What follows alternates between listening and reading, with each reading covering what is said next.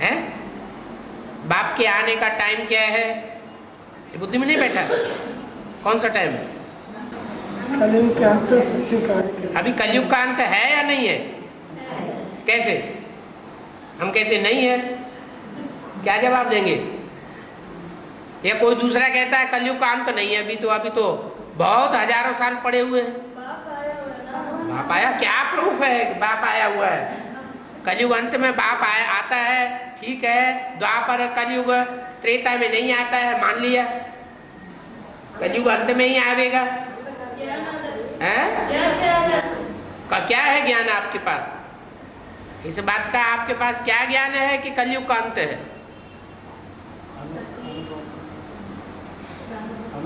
अरे जब दुनिया का अंत होना होता है तो अंत करने का बारूद तैयार हो जाता है। क्या? एटम बम बनते हैं। हाँ, जब बाप आते हैं तो बाप के साथ विनाशकारी मूर्ति भी आती है। कौन सी मूर्ति है? शंकर द्वारा विनाश। तो बताओ कि आज से 70 साल पहले न विनाश की सामग्री थी और न विनाश कराने वाली मूर्ति, निमित्त मूर्ति इस दुनिया में थी। 70 साल के अंदर ही विनाशकारी मूर्ति भी आई मैदान में और हाँ, और एटम बम भी बन गए। इसलिए शंकर के नाम के साथ साथ क्या शब्द जुड़ा हुआ है टाइटल में? हर हर बम बम। पापों का हरण करने वाला कब बनता है? जब बम फोड़वाता है। तो टाइम तो ये हल हो गया कि एटम बम बनते हैं तो समझ लेना चाहिए कि अब दुनिया का विनाश होने वाला है। और मकान पहले बनाया जाता है कि पहले बिगाड़ा जाता है? बनाया जाता है। पहले मकान बनाया जाता है, फिर पुरानी बिल्डिंग गिराई जाती। कम से कम एक कमरा तो बना के रखेंगे।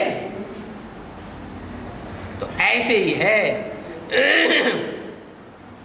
कि भगवान इस सृष्टि पर आता है तो पहले बनाना शुरू करता है, स्थापना शुरू करता है, साथ सामान इकट्ठा करता है।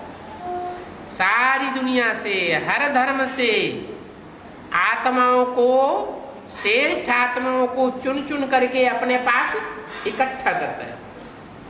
उनके द्वारा नई दुनिया की स्थापना कराता है, ब्रह्मा द्वारा।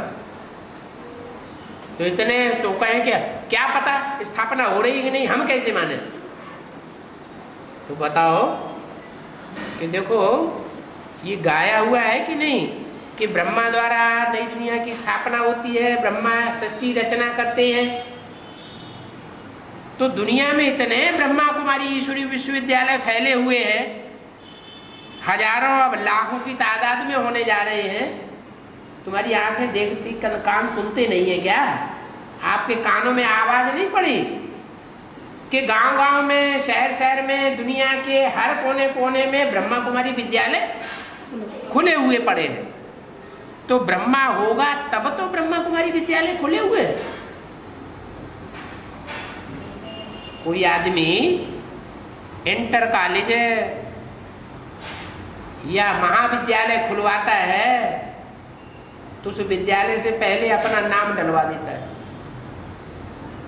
तो ये भी विद्यालय है, दुनिया के कोने कोने में खुला हुआ है। इससे साबित होता है कि ब्रह्मा इस सृष्टि पर है, तब तो खुला है।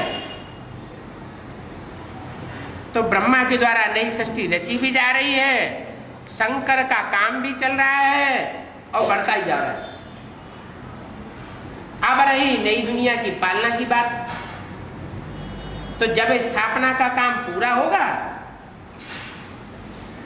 विनाश भी शुरू हो जाएगा और नई दुनिया का फाउंडेशन भी बहुतों को दिखाई पड़ेगा। जो तुम्हारे शास्त्रों में लिखा हुआ है, अंग्रेज लोग लिखते हैं पैराडाइज, मुसलमान लोग लिखते हैं जन्नत, तो उनके शास्त्रों में इसी समय की यादगार लिखी हुई है। ये जन्नत और पैराडाइज देखा किसी ने नहीं है, लेकिन उनके शास्त्रों में ये बात नुदी हुई है। तो ये बात पक्का कि भगवान इस सृष्टि पर आया हुआ है, नई दुनिया की स्थापना कर रहा है, पुरानी दुनिया का विनाश करा रहा है और नई दुनिया की पालना भी होने वाली है। जन्नत का नजारा सबको अनुभव होगा, सारी दुनिया मानेगी। इस दुनिया में कहीं न कहीं, खास भारत में वैकुंठ है। अब रही बात, फिर वो भगवान कहाँ है? तुम कहते हो ब्रह्मा तो शरीर छोड़ गया, तो हम कहाँ ब्रह्मा को भगवान कहते हैं? हम कहते हैं ब्रह्मा को भगवान है? वो तो तथाकथित कोई ब्रह्मा कुमार कुमारी हैं, अधूरी पढ़ाई पढ़ने वाले, वो कहते हैं ब्रह्मा भगवान। हम तो नहीं कहते। भगवान कौन है?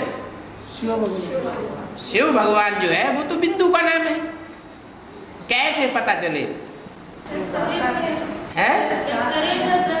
तो कौन से शरीर में प्रवेश करते हैं हमें कैसे मालूम पड़े? साकार शरीर तो सभी है, तो सभी साकार शरीर में प्रवेश करता है। तो फट से कंटा काट दो कि आधे शरीर तो स्त्री चोला है और आधे शरीर पुरुष चोला है। ज्ञान में चलने वाले ब्रह्मा कुमारी ईश्वरी विश्वविद्यालय में ही भगवान पढ़ाए रहा होगा, तो उनमें जो स्त्री चोले हैं उनमें तो कहीं शास्त्रों में गाया हुआ नहीं है कि भगवान स्त्री चोला धारण करके आया। कहीं लिखा है? भगवान का स्वरूप स्त्री चोले के द्वारा गाया हुआ नहीं है। भगवान तो पुरुष के द्वारा आता है। तो आधे स्त्री चोले तो पहले ही निकाल दिए। अब रहे पुरुष चोले। तो पुरुष चोलों में से कैसे पता चले कि ज्ञान में चलने वाले कौन हैं जिनमें भगवान कार्य करता होगा? तो बताओ कि भगवान तो एक व्यापी होता है। क्या भगवान इस सृष्टि पर आएगा, भगवान की इतनी महिमा होती है, तो एक रूप की महिमा होगी या अनेकों रूपों की महिमा होगी? एक रूप की महिमा होती है। तो वो एक रूप जो है वो गाया हुआ है शास्त्रों में।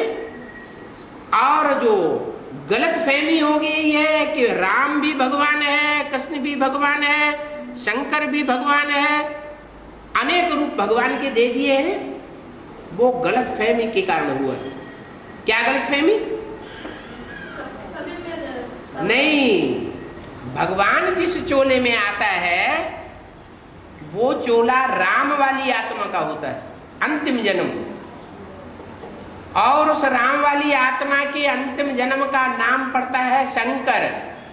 शंकर का मतलब है मिक्स पार्टधारी। क्या? उसमें ब्रह्मा की सोल भी प्रवेश करती है। जिस ब्रह्मा के द्वारा ब्रह्मा कुमारी ईश्वरी विश्वविद्यालय की स्थापना हुई, वही ब्रह्मा की आत्मा जिसने सबको, सभी ब्राह्मणों को बहुत प्यार दिया, बहुत शांति का दान दिया, बहुत शीतल शीतल ज्ञान दिया, बड़ी मां के रूप में सही शक्ति धारण करके बच्चों की पालना की, वही शीतल ज्ञान प्रकाश वाला चंद्रमा राम के मस्तिष्क में प्रवेश करता है। इसलिए शास्त्रों में और चित्रों में उसके मस्तक पर क्या यादगार दिखाते हैं? चंद्रमा की यादगार दिखाते हैं। और तीसरा नेत्र भी दिखाते हैं। वो तीसरा नेत्र है शिव की प्रवेशता की यादगार। क्या? शिव बुद्धि के तीसरे नेत्र के रूप में प्रत्यक्ष होता है। बुद्धि के आधार पर ब्रह्मा के द्वारा जो भी ज्ञान सुनाया है, ज्ञान का गीत सुनाया है, उस ज्ञान के गीत के एक एक शब्द, एक एक लाइन का हिज्जे हिज्जे करके समझाता है। ये समझाने का काम बुद्धि के द्वारा करता है। क्या? बुद्धि जो है वो बुद्धि रूपी तीसरा नेत्र शंकर को ही दिखाया जाता है। ये त्रिनेत्री कहा जाता है। तो जो तीसरा नेत्र है वो सदा शिव नेत्र है। ब्रह्मा आज ज्ञान सुनावेगा, कल खलास हो जाएगा। भले ब्रह्मा एक का नाम नहीं है, ब्रह्मा भी अनेकों के नाम है, इसलिए चौमुखी ब्रह्मा गाया हुआ है, पंचमुखी ब्रह्मा गाया हुआ है। लेकिन भगवान जिसमें मुकर्रर रूप से प्रवेश करता है वो एक ही शंकर का स्वरूप है, जो सारी सृष्टि का पिता गाया जाता है। जगतम पितम, जगत का पिता, सारा जगत उसे अपने पिता के रूप में मानता है। अंग्रेज लोग भी मानते हैं उसको, बापों का बाप तो कहते हैं एडम। मुसलमान क्या मानते हैं? आदम। जैन लोग भी मानते हैं आदिनाथ, और हिंदू लोग तो कहते हैं आदिदेव। जब नई सृष्टि शुरू हुई तो नई सृष्टि में देवताएं थे, उन देवताओं में पहला देवता कौन? आदिदेव शंकर। तो वो सबका बाप है, बापों का भी बाप है, सारी मनुष्य सृष्टि का बाप है। तो तीनों मूर्तियां उसमें समाई हुई हैं, इसलिए शास्त्रों में लिख दिया है, सब देवताओं के नाम मिला करके एक श्लोक में भर दिए। अच्युतम, केशवम, राम, नारायणम, कृष्ण, दामोदरम, इतने नाम सारे एक जगह इकट्ठे कर दिए हैं, एक के ही नाम। अच्युत माने, च्युत माने ऊपर से नीचे गिरना। क्या? जिसकी शक्ति कभी ऊपर से नीचे गिरती ही नहीं। नहीं तो मनुष्य बच्चा पैदा करने की एक्ट करते हैं तो उनकी शक्ति ऊपर से नीचे गिर जाती है, जिससे बच्चा पैदा होता है। नीचे शक्ति पात होता है तो बुद्धि डंड हो जाती है, बुद्धि में से ज्ञान सारा उड़ जाता है। तो वो अच्युत है, वो कभी ऊपर से नीचे गिरने वाला नहीं है, पतित नहीं होता।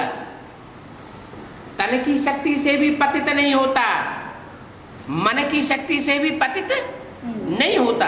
और जब तन का पतन नहीं होगा, तन की शक्ति का पतन नहीं होगा, तो तन में शक्ति कहां से आती है? धन से आती है कि बिना धन के आती है? बिना धन के तन में शक्ति आ जाती है। हेल्थ जो है, अगर आदमी को खाना पीना कुछ न मिले तो हेल्थ आ जाएगी?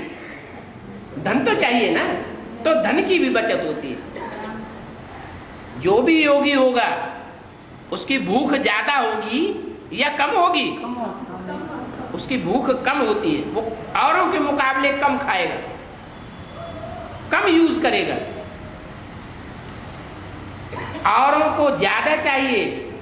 कोई भिखारी होगा, जैसे वो कौन था, हैदराबाद का निजाम बादशाह, 500 रानियां थी, नाश्ते में क्या खाता था? केलों का, बड़े बड़े अच्छे अच्छे केलों का एक पूरा लंगर उसके सामने नाश्ते में रखा जाता था, और रानियां बैठती थी खटाखट छील छील के खिलाने के लिए। कब कब कब कब कब कब कब सारा नाश्ता खा जाता। तो 500 रानियों के बीच रहने वाला भिखारी होगा या निर्विकारी मनुष्य होगा? विकारी मनुष्य होगा, क्योंकि उसमें कोई योग की, सहज राजयोग जिसमें याद का घृत भरा हुआ है, जिसमें युक्ति भरी हुई है, राज भरा हुआ है, वो तो उनके पास था ही नहीं। तो भिखारियों को ज्यादा भोजन की जरूरत होती है। जितना जास्ती भिखारी होगा उतना जास्ती भोजन करेगा, जितना निर्विकारी होगा उतना कम भोजन करेगा। तो शंकर को तो चित्रों में योगी दिखाया जाता है या भोगी दिखाया जाता है? क्यों भोगी नहीं दिखाया जाता? दिखाया जाता है। अरे झूठ बोलते हैं, उनको विष पीते हुए नहीं दिखाते। विषय बेकार पीता है कि नहीं है? तो बाबा तो कहते अमृत छोड़ विष काहे को खाए। है? जब अमृत मिल रहा है तो अमृत को छोड़ करके विष क्यों पीता है? तो विषय विकारी नहीं है? अरे विष पात्र जब सामने आता है और वो पीता है तो वो विष पात्र चैतन्य है या जड़ है? जो विष से भरे हुए, विषय विकारों से भरे हुए पात्र चैतन्य है ना, तो उनकी बुद्धि में तो बैठ जाता है ये विषय विकारी है।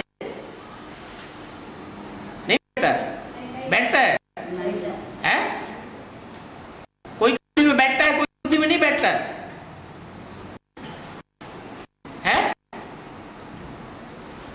ज्ञानी होगा तो उसकी बुद्धि में बैठेगा। जैसे खुद विकारी होगा बुद्धि में नहीं बैठेगा। विकारी होगा जैसी दृष्टि वैसी सृष्टि दिखाई पड़ती है। जिसकी दृष्टि में विकार भरे हुए होंगे, सूर्पणखा पूतना होगी तो विकारी दिखाई पड़ेगा, और सीता सत्या सावित्री जैसी होगी तो विकारी दिखाई पड़ेगा। जैसे पार्वती को शंकर क्या दिखाई पड़ता था? बोला हमारे जान सदा शिव जोगी, जानवद्य अकाम भोगी। हमारी जानकारी जहां तक है वहां तक मैं ये समझती हूं शिव शंकर भोलेनाथ सदा के ही योगी हैं। माना जन्म ये भोगी बन करके नहीं रहे हैं। इनकी आत्मा का लगाव जो है वो शरीर के भोग भोगने में नहीं रहा है, और इस जन्म में भी ये योगी है, भोगी नहीं है। अज है, ये अजन्मा है। क्या इनकी जन्म मृत्यु बार बार नहीं होती है कि आज अभी निश्चय बुद्धि बाप के बच्चे बने और अभी अभी अनिश्चय रूपी मृत्यु हो जाए? जन्म मृत्यु के चक्कर में ये नहीं आते। ये अज है। ज माना जन्म लेने वाला, आ माने नहीं, माना अज माना जन्म मृत्यु के चक्कर में ना आने वाला, अनवद्य। इनका कोई वध नहीं कर सकता ज्ञान बाण मार के। ऐसे लोग होते हैं ना, कोई बहुत ज्ञान सुनाता है, बहुत ज्ञानी होता है, तो मायावी रूप धारण करके उसको ऐसी बात सुना देता है तो उसका ज्ञान व्यान सारा डोलने लगता है, ज्ञान छोड़ छाड़ के भाग जाता है, अज्ञानी बन जाता है, अनिश्चय बुद्धि बन जाता है। तो मर गया या जिंदा है? मर गया तो उसका वध हो गया ना। वध हो गया माने उसकी हत्या हो गई। तो ऐसे नहीं है कि उनका कोई वध कर सके, हत्या कर सके। अकाम, उनकी अपनी कोई कामना नहीं है। जो भी कामनाएं हैं वो सब किस लिए है? विश्व कल्याण के लिए, परमार्थ के लिए है, स्वार्थ के लिए नहीं है। अभोगी, भोगी माना भोग भोगने वाला। वो अपने लिए उनका भोग नहीं है, सिर्फ शरीर बना रहे इसलिए भोग है। तो पार्वती का ये अपना मंतव्य हुआ। जो विकारी कन्याएं माताएं हैं उनका मंतव्य कोई दूसरा हो जाता है। तो आगे चल के यज्ञ में ऐसे बहुत से निकलेंगे जो बाप की ग्लानि भी करेंगे, और ऐसे भी निकलेंगे जो बाप का गायन ही गायन करेंगे, ग्लानि का सवाल ही पैदा नहीं होगा। तो ये पहचान बताई है मुरलियों में, ढेर सारी पहचान है। कोई रिसर्च स्कॉलर हो तो ढेर सारी बातें इकट्ठी कर सकता है कि वो तन कौन सा है, मुकर्रर रथ है जिसमें शिव सुप्रीम सोल अकर्ता भोक्ता प्रवेश करता है, और प्रवेश करके पार्ट बजा रहा है ब्राह्मणों की दुनिया के बीच में। ऐसा ज्ञान सुनाता है जो ज्ञान और कोई मनुष्य मात्र नहीं सुना सकता। तो बुद्धि में बात बैठेगी। वो मुकर्रर रथ भी समझ में आ सकता है, समझ में ही नहीं आ सकता। जिसकी समझ में आ जाएगा वो दूसरों को समझा भी सकता है। तो बात हल हो जाती है कि भगवान बाप आया हुआ है, किस मुकर्रर रथ में आया हुआ है, कहाँ कार्य कर रहा है। भले ये बात भी है कि बहुत गुप्त पार्ट बजाता है। जिनको पढ़ाई पढ़ाता है पांडवों को, वो भी गुप्त है, और उन पांडवों को, गुप्त पांडवों को पढ़ाई पढ़ाने वाला भी गुप्त है। लेकिन है तो इसी दुनिया में, इस दुनिया से बाहर है, इसी दुनिया में। और इतनी डिटेल में सुनाया था ना बाबा, गुप्त कहाँ है? डिटेल में सुनाया था ना अभी। हाँ, फिर गुप्त कहाँ? नहीं, गुप्त तो उनके लिए है कि जो पढ़ाई पढ़ते हैं, एक बार पहचान लेते हैं, अंजाम कर लेते हैं, और फिर गलतियां करते हैं। एक बार गलती करते, 2 बार करते, 3 बार करते, और करते ही रहते, उनके लिए गुप्त हो जाता है। जैसे बोला अव्यक्तवाणी में कि जो क्रोध करते रहेंगे तो उनसे बाप दादा नहीं मिलेंगे। तो कितने साल हो गए ये बोले हुए, ये बात बोले हुए कई साल बीत गए। तो बाप दादा ने एक्ट करना शुरू कर दिया होगा कि नहीं, कि इतने परसेंटेज से ज्यादा अगर क्रोध करते हुए देखे गए तो मिलना जुलना बंद। क्रोध जिसमें आवेगा उसमें काम का अंश जरूर होगा। तो ऐसे कामी क्रोधियों से मैं नहीं मिलूंगा। थोड़ा बहुत है तो चलो थोड़ा अभी माफ करते हैं, क्योंकि अभी लेट का बोर्ड लगा है, लेकिन टू लेट का बोर्ड नहीं लगा है। अभी भी कोई सुधार अगर करना चाहे तो कर सकता है।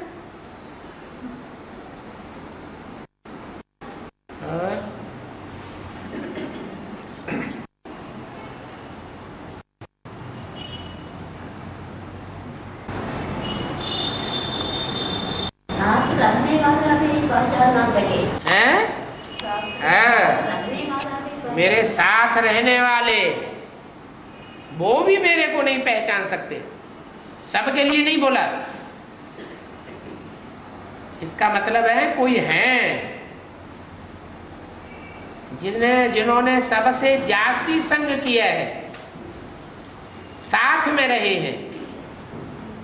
साथ में रहने का मतलब क्या है? साथ रहना, साथ खाना, साथ सोना, साथ खेलना, सब कुछ किया है, लेकिन फिर भी मेरे को नहीं पहचान पाते। ऐसी क्या बात है?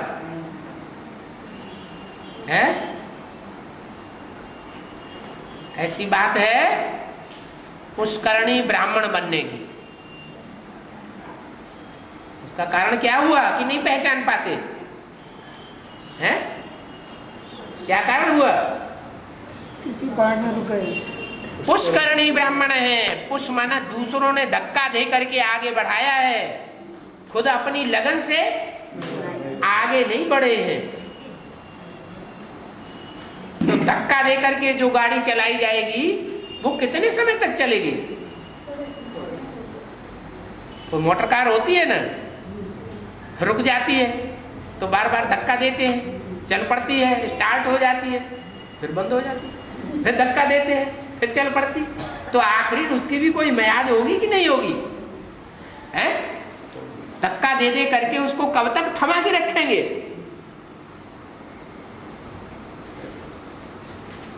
उनको कहते हैं पुश। पुश पुश माना धक्का देना, करणी धक्का दे करके चलाए जाने वाले। ऐसी बहुत सी कन्याएं हैं जिनको माँ बाप सरेंडर कर देते हैं, गरीब है या घर परिवार में ऐसी स्थिति नहीं है, या मोहल्ले और रिश्तेदारों की ऐसी स्थिति नहीं है कि कन्या को घर में पाल सके सुरक्षा पूर्वक, तो यज्ञ में अर्पण कर जाते हैं। कन्या की बुद्धि में तो बैठा नहीं होता है। अब बाप तो बांधा हुआ है, चलो लग जाए इनका तो लगी ही जाए, बाप क्यों धक्का देंगे। कन्या से ज्यादा शुद्ध और तो कोई चीज होती नहीं है।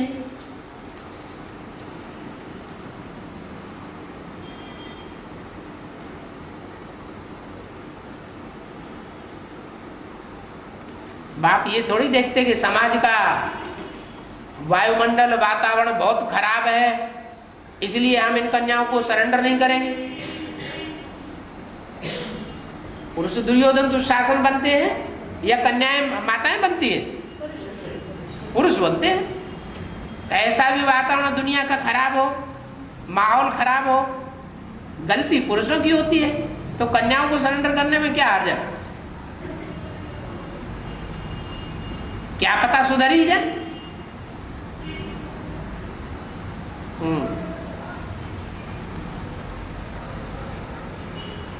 और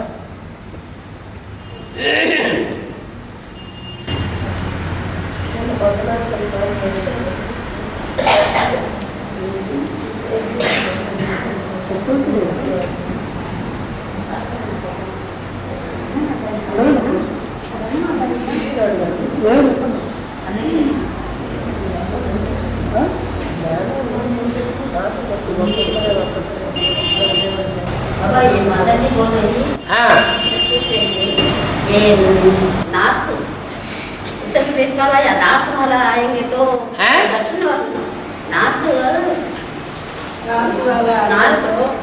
भारत वाला आएंगे तो दक्षिण भारत वालों को सभी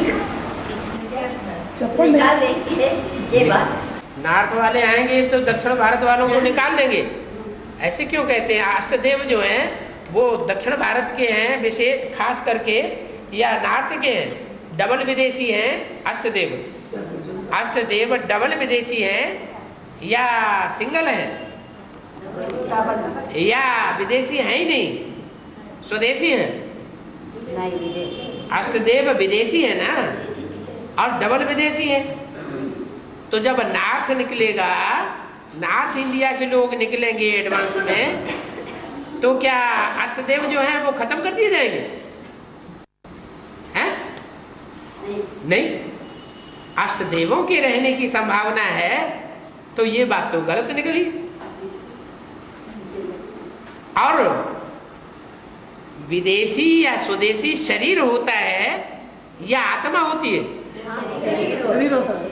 शरीर होता है विदेशी स्वदेशी, लेकिन उस विदेशी शरीर के अंदर स्वदेशी आत्मा है जन्म जन्मांतर की, या जन्म जन्मांतर की विदेशी आत्मा है, ये कैसे पता चलेगा? है? इतने यहाँ बैठे हुए हैं, इनमें कितनी की आत्मा स्वदेशी है जिन्होंने अनेक जन्म लिए हैं उत्तर भारत में? जो पक्का ज्ञान को समझता है, ज्ञान को समझता है, बाप को समझता है, अंत तक पकड़ के रहता है और इशारे से हिंदी भाषा समझता जाता है। हाँ जी, अनेक जन्म अगर उत्तर भारत में लिए होंगे तो भाषा के संस्कार होंगे या नहीं होंगे?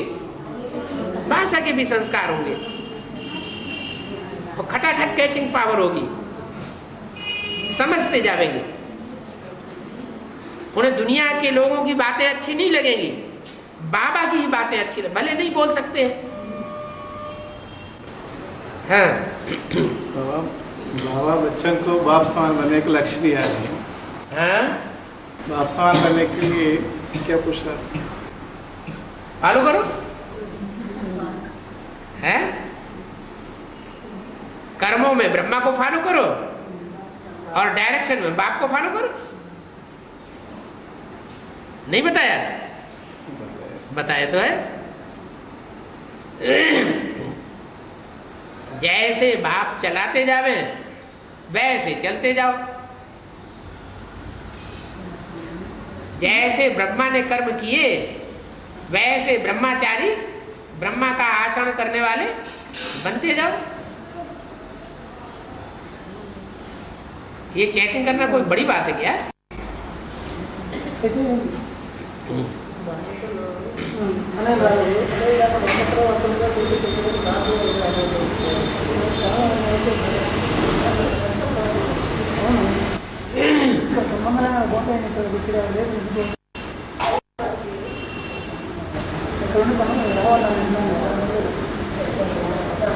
बाबा ये माता कोटेश्वरी माता पूछ रही है, नेल्लूर के सभी माताएं एक एक आए हैं, युगल नहीं आए हैं। हाँ हाँ, एक एक घर से एक एक माता ही निकली है। हाँ बूढ़ी माताएं निकली है और हाँ गेंद और चोर लो चलो बाजे पंडे। हाँ हाँ, नेल्लूर में सभी माताएं बूढ़ी हो गई है। हाँ मैच्योर्ड माताएं निकली हैं, कुछ बूढ़ी निकली अभी है। तो पुरुषार्थ करने में फुर्सत नहीं है, तो बीमारी आता है, हाँ तो क्या हाल है? सब इनको थोड़े अब तो सभी को आ रही है, आगे चल के और बीमारियां बढ़ेगी। मनमनी टाइप को होते बीमारी अपनी जगह बढ़े। ये उम्र की बात। हाँ उम्र बढ़ रही है तो कोई हर्जा नहीं है, उम्र भी बढ़ती है तो बाल बच्चे भी तो बड़े होते हैं। ऐसे थोड़ा ही क्या है, बाल बच्चे छोटे ही बने रहते हैं, उनकी परवरिश पड़ेगी। बीमारी आदि आया तो याद करना तो मुश्किल बीमारी आदि आया तो याद करना मुश्किल होता अच्छा है। जमीन फट जाए, आसमान फट जाए, ऐसे संकल्प क्यों करना खराब खराब।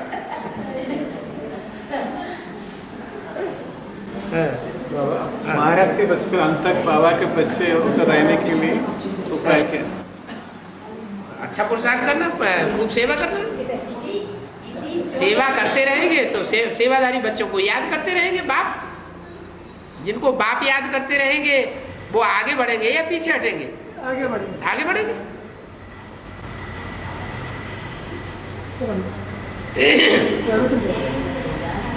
हाँ? कंचन का बनना ना इसी शरीर से, ये तो उम्र को बाबा हैं? इसी शरीर से, शरीर के द्वारा कंजर काया बनना है ना। हाँ। अभी तो हमें इतने बूढ़ी हो गई तो? कैसे कंजर काया बनेगी? जब आप बूढ़े हो गए, बाप बूढ़े तन में नहीं आया हुआ है?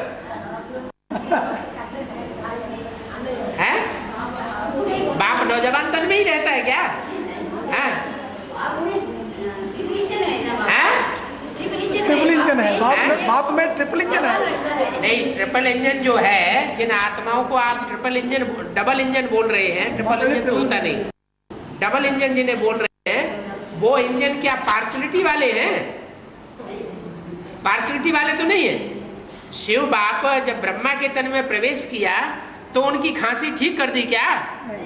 नहीं ठीक कर दी ना, पार्सलिटी तो नहीं की। तो ब्रह्मा की सोल जो है या शिव की सोल जो है, जो डबल इंजन है दोनों, वो पार्शियलिटी वाले हैं क्या?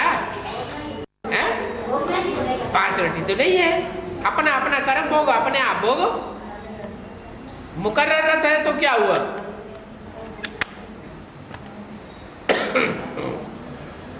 इसी शरीर में स्वर्ग में जाने के लिए, वैकुंठ में जाने के लिए, इसी शरीर से हाँ? वो स्वर्ग देखने के लिए बाबा ने तो बोला है, बूढ़ी बूढ़ी माताएं ईश्वरी में अर्पण हो जावेंगी तो पंख लग जावेंगे पुरुषार्थ के। सो बात भूल गए?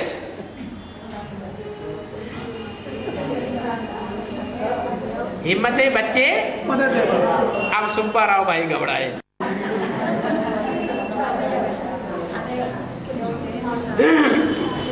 हाँ।